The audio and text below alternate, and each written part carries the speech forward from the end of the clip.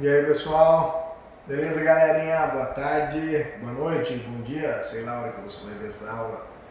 Professor Júlio Salomão, agora com Sociologia. Nós vamos trabalhar Émile Durkheim, dando continuidade aí às nossas aulas. Pessoal, nós vamos passar aqui por alguns conceitos de Durkheim, vamos avaliar o método de Durkheim. E eu vou enviar uma lista de exercícios para vocês. Aqui embaixo na descrição do vídeo eu vou enviar também, vou subir os slides que eu estou me utilizando, né? Não tenho muito contato ainda com essas tecnologias, mas vou me atualizar com elas ao final de semana para que a gente consiga ter algumas edições aí no vídeo, colocando os slides, um texto ou outro, e até talvez colocando um data show aí para nós, para que vocês consigam acompanhar comigo. Então nessa primeira aula eu peço que vocês tenham paciência aí, tá? Para na próxima aula a gente tá melhor, com uma tecnologia melhor aí, mais adequada, tá bom?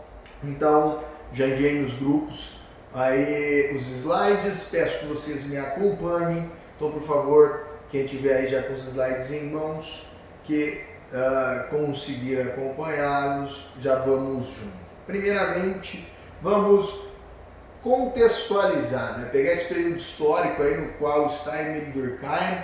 Nós pegamos essa virada de século XIX, entrada no século XX, então período de consolidação, né, desse capitalismo industrial e o período de formatação da ciência sociológica. Anteriormente, nós visualizamos o positivismo de Auguste Comte, estávamos naquela ideia de física social, que seria a sociologia, a necessidade de se avaliar essa nova sociedade, e agora nós vamos ter o real pai da sociologia. Apesar de ser Comte quem dá o nome, né, da ciência, da física social, posteriormente a chama de sociologia, quem vai trazer o método sociológico será o nosso queridíssimo Émile Durkheim. Émile Durkheim é, portanto, quem cria o método sociológico, quem define um objeto de estudo, ainda que ele venha de uma sequência, tá, do Auguste Comte, tá bom? Então, Émile Durkheim vem da escola positivista, mas ele introduz um método, né? Vale lembrar que para uma área de conhecimento ser considerada ciência, ele precisa ter um método próprio, ele precisa ter um objeto de estudo, né? Isso daí dentro de definições filosóficas, na gnoseologia, na epistemologia. Então nós vamos avaliar tudo isso, tá? Com a importância de Émile Durkheim na fundamentação da sociologia como ciência, tá? Na cimentação dessa área do conhecimento como ciência. Por isso que nós dizemos, Émile Durkheim, aqui nesse primeiro ponto do slide, ele é o sistematizador da sociologia como ciência. Né? É ele quem traz o método próprio. E o método sociológico dele é ligado à objetividade, tá? Dentro de uma leitura empirista, positivista. Isso, inclusive, acaba sendo uma crítica posterior, né? Porque quando ele busca uma grande objetividade na sua leitura da sociedade, ele acaba por ter uma visão mais estática, não é? Não essa visão dinâmica da sociedade, né? Essa visão de que a nossa sociedade ela tem diversos outros fatores, como por exemplo, quando a gente vai ver em Max Weber, né? Eles que viveram num tempo próximo aí, ao mesmo tempo inclusive, né? Weber traz a pluricausalidade, nós vamos ver na próxima aula, tá bom, pessoal? Ele já tem uma visão mais estática, não tão dinâmica dessa ciência sociológica. Essa busca por objetividade acaba sendo alvo de crítica posterior aí à sua leitura sociológica. Mas é importante a gente observar que Émile Durkheim é o sistematizador da sociologia como ciência, tá bom? E qual a importância, né, dessa visão dele para nós na sociologia? Ele parte de um princípio de que a sociedade tem existência própria. Ele parte de um princípio de dois questionamentos, na realidade. O que eu aprendo sozinho e o que eu aprendo em sociedade. Para pensar diversas atitudes que você toma, desde coisas banais, como usar talheres, o tipo de roupa que você se utiliza, até relações mais complexas, como sua visão política, sua religião, não religião, que seja. Isso não é nosso, não é? Isso não é meu, isso não é seu. Não é? Se a gente tivesse nascido em outra região, ou com outras tecnologias, nós comeríamos de outra maneira, nós teríamos outra religião, nós teríamos outra vestimenta, não é? Nós teríamos outra visão política. Então, na realidade, o que ele propõe é que nós somos fruto do que é essa sociedade. Por isso que ele propõe, inclusive, que o indivíduo não interessa. O individual não vai interessar nessa análise, nessa leitura. O que interessa é tudo que nos liga, na realidade, ao coletivo. Tá bom? Então vamos lá. Quais são, né, as características desse método durkheimiano? Segundo ele, deve-se tratar os fenômenos sociais, os quais ele dá o nome de fatos sociais, que nós já vamos pegar os conceitos certinhos de Emile Durkheim e esmiuçá-los para vocês. Quais seriam as características desse método? Primeiramente, deve-se tratar o fato social como coisa. Como assim como coisa? Como algo que você não tem sentimento, amor, como algo que seja desprovido, aqui no segundo slide, de valores, tendências políticas. Se é coisa, eu não me relaciono. Se é coisa, eu me afasto dele. Para tomar conclusões, eu busco a neutralidade. Tá bom? E aí ele vai trazer as 3 regrinhas que nós vamos observar nesse slide. Afastar as noções prévias. O que é afastar as noções prévias? É afastar do senso comum. Veja bem, tudo que nós observamos na sociedade, nós já temos uma noção prévia sobre isso. Mesmo que eu não tenha feito uma leitura acadêmica, uma leitura ligada ao conhecimento científico, eu já tenho uma noção sobre aquilo. Não é? Só que essa noção está provida de quê? Do meu sentimento, dos meus valores, das minhas tendências políticas. Então eu tenho que romper com o senso comum. Tá bom? Segundo ponto, eu preciso definir o meu grupo de fenômenos. A partir do momento que eu defino o grupo de fenômenos que eu vou avaliar, que eu vou analisar, não é? Eu estou fazendo o quê? Definindo o meu objeto de investigação.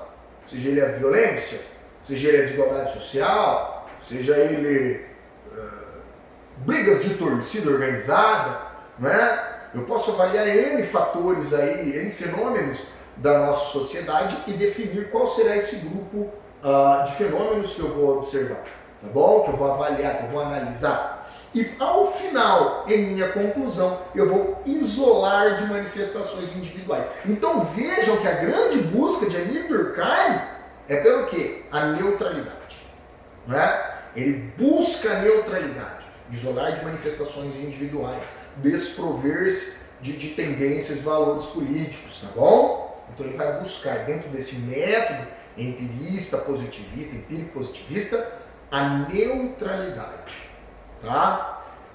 Percebemos aí essa hierarquia de regras, essa visão positivista, né, de ordem, tá? De objetividade. Isso são características positivistas, tá? Influência de quem?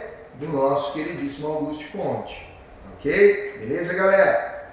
E aí nós vamos começar a avaliar os primeiros conceitos de Emile Durkheim. Primeiro nós vamos observar a consciência coletiva, no próximo slide nós temos aí. Segundo ele, a consciência coletiva é o que traduz a organização social. Nesse ponto, quando ele fala de consciência coletiva, a atitude do indivíduo em nada interessa. O que interessa são as atitudes dentro da sociedade ligadas ao coletivo. Vale lembrar que ele traz uma visão sempre dessa consciência coletiva. Ele diz que a sociedade só existe pela consciência coletiva. Veja bem, há várias normas que nem são regras em formato de leis que nós seguimos socialmente. Porque essa consciência é coletiva. Isso está para todos. Há sociedades mais coesas, né, dentro de uma coesão social, e outras sociedades menos. Nós vamos falar disso mais ao decorrer da aula, mas é interessante a gente conseguir avaliar que a sociedade só existe nessa sua organização por uma consciência coletiva.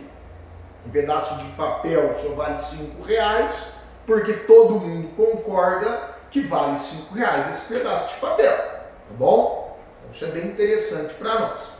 Legal também o papel do trabalho. Sei que em algumas salas já cheguei até aqui, mas segundo ele, o trabalho é um ambiente de consciência, de fundamentação da consciência coletiva. Aqui é distante de Marx. Quando a gente chegar lá em Marx, né, nós vamos visualizar que há uma diferença entre essas duas visões. Tá? Para Marx, o trabalho aliena, não é? Nós temos no trabalho a alienação. Para Durkheim, nós temos no trabalho a formação de consciência coletiva. Tá bom? Isso é bem legal. Várias questões de vestibular vão chegar até a nós querendo comparar os métodos aí marxistas, durkheimianos, e aí nós vamos ver essas diferenças fundamentais aí entre eles. Então, vale a pena se tocar aí para essa questão da consciência coletiva ligada ao trabalho em Durkheim e a alienação ligada ao trabalho em Marx, tá bom? Mais à frente a gente fala melhor sobre isso na aula de Marx, tá bom, pessoal? Bom, e nós entramos no fato social. O grande conceito, tem questões, galerinha, ainda temos esse tipo de questão. Fato social, ação social, luta de classes. Quais sociólogos? Coloque a coluna, né? Marx, número 1, qual que se relaciona, os conceitos. Fato social, Emile Durkheim. É o conceito base da sociologia durkheimiana, tá bom? Então, é tudo aquilo que move o indivíduo ao coletivo. Então, o que é o fato social? É o modo de você se vestir, é o seu comportamento dentro da sociedade, a religião que você tem, é a sua visão política, tudo. Então, tudo que te liga ao coletivo, tudo que te liga à sociedade, é fato social. Tá bom? E ele possui diversas características. Mas eu gostaria, né, de novamente, eu já falo do começo da aula, já dei um spoiler antes, né? Falando que o ser humano aprende sozinho e o que ele aprende socialmente. O fato social que nós aprendemos em sociedade. O fato social é tudo aquilo que nos move ao coletivo. Palavras de Emile Durkheim, vamos ler nesse momento, nesse slide, abre aspas. Os fatos sociais consistem em maneiras de agir, de pensar e de sentir exteriores ao indivíduo, então é fora de você, fora de mim. Ele é da sociedade, ok? Dotadas de um poder de coerção em virtude do qual se lhe impõe. Características do fato social. Ele é exterior, ele é geral e ele é coercitivo. Vamos ver melhor sobre isso então, quando a gente fala dessas três características dos fatos sociais. Coercitivo, o fato social é coercitivo, o fato social é exterior e o fato social é geral. Tá? Vamos destrinchar tudo isso. No próximo slide nós temos a coerção social, que é o quê? A força. Essa força ela pode vir desde uma regra, algo normativo, como também uma coerção moral. Né? Esse comportamento não serve para você frequentar a minha casa, para você ser meu amigo. Você com um cabelo dessa maneira não entra na minha casa, né? Ou com determinado tipo de roupa. Beleza? Percebam que não é uma lei, mas aí é uma coerção moral. Né? Não necessariamente eu dependo de uma lei, tá? Para sofrer essa força. E essa força exercida sobre o indivíduo, mesmo sem ter esta reflexão, ele acaba por se conformar. Não é? Há uma noção de conformação. Essa coerção é tão interessante porque ele chega até um ponto, por exemplo, das correntes sociais. Não é? Como a sociedade, quando ela está, o indivíduo está em sociedade, ele acaba seguindo um movimento, um fluxo, e às vezes ele nem concorda muito com isso, mas ele segue porque todos estão indo. Então isso é uma coerção. Né? Quando você está num jogo de futebol e você pula igual um louco e do lado está um grande amigo seu que é da outra torcida e você xinga essa outra torcida simplesmente porque você está nessa corrente. né? Você vai num show de rock and roll e aí você se descabela, tá? Imagina você no trabalho se descabelando, imagina você chega no médico, o médico tá lá todo, ele não vai estar assim, né? Porque ele não está seguindo aquele movimento, perceba a diferença, né? Às vezes alguns professores são dessa maneira, não vou citar nomes, tá bom? Bem, ele é exterior ao indivíduo, tá? Então quer dizer, eles existem e atuam sobre nós, mesmo que nós não estejamos querendo, né? Eles agem voluntariamente por meio do quê? Por meio de costumes, por meio de leis, né? Como falei anteriormente, porque a gente come de garfo e faca, porque eu não posso comer de colher o arroz se eu quiser, né? Por que quando eu vou no restaurante japonês, não vou, porque eu não gosto, mas se gostasse, fui algumas vezes, 2 ou 3, e comi de talher normal, né? As pessoas já te olham estranho. Você fala, porra, cara, eu tenho que comer de hashi, né? Que todo mundo come, eu não sei comer com isso, cara. Inventaram o garfo, né? Enfim, seja, tá bom? Entendeu? Beleza. Se não entendeu, manda no WhatsApp aí, tá bom? Eu te respondo. Ele é geral, dá essa característica de generalidade. É o estado comum do grupo. Todo mundo segue. Todo mundo segue. Você nem parou para refletir o porquê. Pensa agora, por que você é assim? Por que você pensa assim? Por que você ouve essa música? Será que realmente é o que você busca como ser humano, como pessoa? Ou será que você ouve porque todo mundo ouve? Porque isso daí é geral e age sobre você. Não é? Que coisa, né, velho? Então vamos lá, pessoal. Então, de onde vem, principalmente, qual é o formador principal da sociedade? Segundo Emile Durkheim, a educação. No próximo slide, que tem aí como título Educação, eu quero ler esse trecho para você, sempre ler em sala de aula, eu acho importantíssimo, fundamental, fenomenal, quando ele diz que a educação, formal ou não, tem a importante tarefa do ajustamento dos indivíduos à sociedade em que vivem. Então veja que, às vezes a gente tem algumas discussões sobre educação, você fala, a educação finlandesa, mas a educação de Singapura é melhor, mas na China tem um negócio mais metódico, mas tem educação mais livre na Noruega, por aí vai, no Canadá, na Alemanha. Cada sociedade tem um estilo de educação, principalmente formal, relacionada aos métodos governamentais da educação. Por quê? Porque cada sociedade tem uma característica. Então essa educação dada, principalmente pós-revolução industrial, ela serve para formatar esta sociedade. Será uma sociedade de produtores de... Vamos lá para a geografia, né? Pensar em meio técnico, científico, informacional. Qual a posição deste país na divisão internacional do trabalho? Olha que legal, galera. Fazer um lance interdisciplinar agora. Se esse país é produtor de matéria-prima, serve a educação neste país a produzir pensadores? Não, eu quero produzir trabalhadores. Né? Então percebam que a consciência coletiva ela é produzida na educação. E a educação é essencial para compreender qual o país que queremos, qual a sociedade que queremos. Isso é muito legal. Bom, e aí, né, mais um ponto, nós vamos avaliar a solidariedade, o conceito de solidariedade em Emile Durkheim, diferente da nossa noção aí de solidariedade, fazer pelo outro e tal. Não, na realidade, ele trata de solidariedade, próximo slide, depois da educação, muda aí, next, aperta aí, ó, frechinha tal. Os dois tipos de solidariedade. Segundo ele, solidariedade são os laços que unem cada elemento ao grupo. Então, de que maneira são dados esses laços? Ele vai avaliar, principalmente, 2 momentos históricos. Ele vai falar de uma solidariedade mais arcaica, não é, de sociedades mais antigas, primitivas. Ele vai falar de uma solidariedade mais recente, dentro dessa visão de contemporaneidade, de sociedade pós-industrial. Isso é interessantíssimo a sociologia.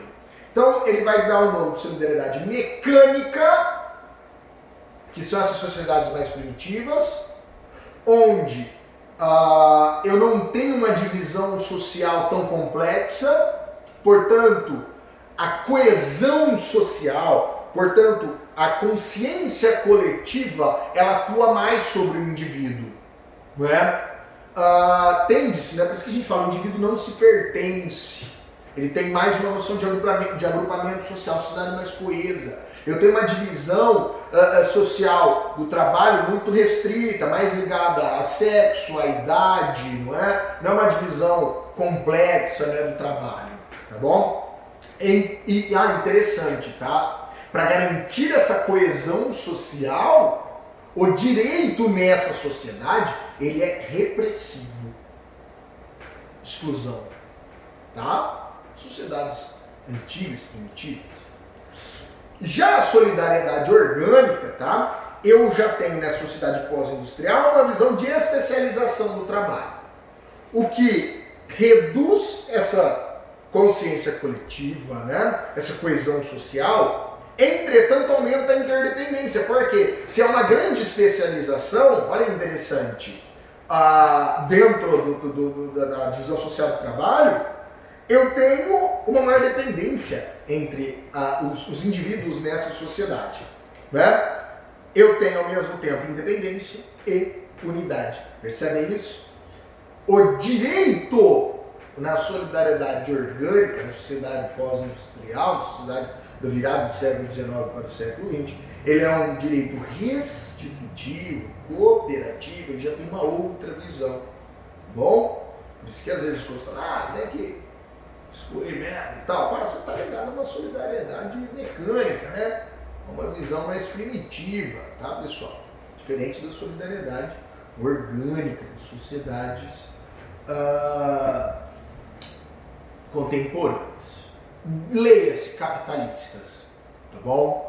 Quando ele se refere à solidariedade orgânica, ele está bem ligado a essa noção da sociedade capitalista, dessa visão da sociedade capitalista. Bom, por último, pessoal, nós vamos falar aqui do suicídio. Outra obra dele, ele trata em uma das obras o método sociológico, e na outra obra o suicídio é o primeiro fato social que ele vai analisar, assim, lembra do método, né, os 3 pontos, o segundo passo que seria identificar o objeto de estudo, e ele identifica o suicídio como objeto de estudo. Então vamos ler a definição de Emile Durkheim sobre o suicídio. Todo caso de morte que resulta direta ou indiretamente de um ato positivo ou negativo, executado pela própria vítima, e que ela sabia que deveria produzir esse resultado. Por exemplo, fumo. Mas você está se matando. Já não seria suicídio dentro da visão de Durkheim. Obviamente, ao acender um cigarro, a pessoa, acredito, não quer produzir a sua morte, mesmo que esteja produzindo, como sabemos, tá bom, pessoal? E o suicídio, nós vamos ter 3 tipos deles. O suicídio ele pode ser egoísta, ele pode ser altruísta e ele pode ser anônico. Guardem isso, nós ainda temos questõezinhas assim bem objetivas sobre tipos de suicídio. A lista que eu passei para vocês tem questões sobre isso. Qualquer dúvida, pergunta. Se tiver alguém aqui vendo do outro Discord, em algum outro canto, quiser perguntar também, pergunta aí no comentário. E a gente vê o que faz antes de você mexer nisso aí, então vocês vão resolver muito nesses primeiros momentos.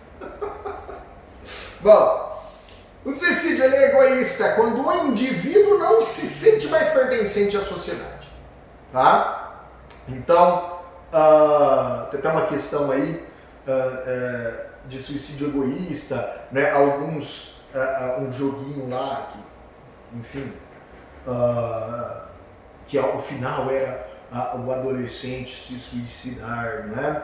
Aquela pessoa que não se pertence mais e o mundo é cruel e eu não me encaixo neste mundo, eu não me identifico, né, com essa organização social, com essa sociedade, eu não me sinto pertencente à sociedade. E aí eu vou me desligar dela, me desligando da minha vida. Esse é o suicídio egoísta.